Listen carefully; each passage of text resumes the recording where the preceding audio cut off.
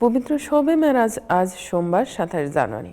মহান আল্লাহ রাব্বুল আলামিনের রহমত কামনায় আজ রাতে ধর্মপ্রাণ মুসলমানরা মসজিদে মসজিদে কিংবা নিজ গৃহে কোরআন তেলাওয়াত, জিকির, আজগার এবং ইবাদত বন্দেগীর মধ্য দিয়ে পবিত্র শবে মেরাজ পালন করবেন।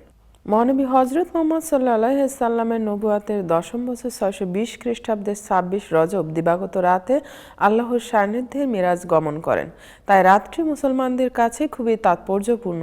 ইসলামী শরীয়তের পরিভাষায় মসজিদুল হারাম থেকে মসজিদুল আকসা পর্যন্ত সফরকে ইসরা এবং মসজিদুল আকসা থেকে ৭ আসমান পেরিয়ে আরশে আজিম সফরকে মেরাজ বলা হয়। ৬২০ খ্রিস্টাব্দে হজরত মুহাম্মদ সাল্লাল্লাহু আলাইহি সাল্লাম এর দুই প্রিয় ব্যক্তি স্ত্রী খাদেজা রাহমাতুল্লাহ আলাইহি ওয়াসাল্লাম এবং চাচা আবু তালেবকে হারিয়েছেন। তাছাড়া ইসলামের দাওয়াত নিয়ে তায়েফে গেলে সেখান থেকেও আশাহত হয়ে ফেরেন। এরপর মহান আল্লাহ ইসরা ও মেরাজের মাধ্যমে প্রিয় রাসূলকে বিশেষভাবে সম্মানিত করেন। এই রাতে প্রিয় নবী হযরত মুহাম্মদ সাল্লাল্লাহু আলাইহি ওয়াসাল্লাম মহান আল্লাহ রাব্বুল আলামিনের দেদার লাভ করেন এবং আল্লাহর কাছ থেকে ৫ ওয়াক্ত নামাজের বিধান নিয়ে দুনিয়ায় ফিরে আসেন। বিশেষ গুরুত্ব থাকায় আজ রাতে মহান রাব্বুল আলামিনের রহমত কামনায় ধর্মপ্রাণ মুসলমানরা মসজিদে বা নিজ গৃহে ইবাদত করার মধ্য দিয়ে শবে মেরাজ পালন করবেন।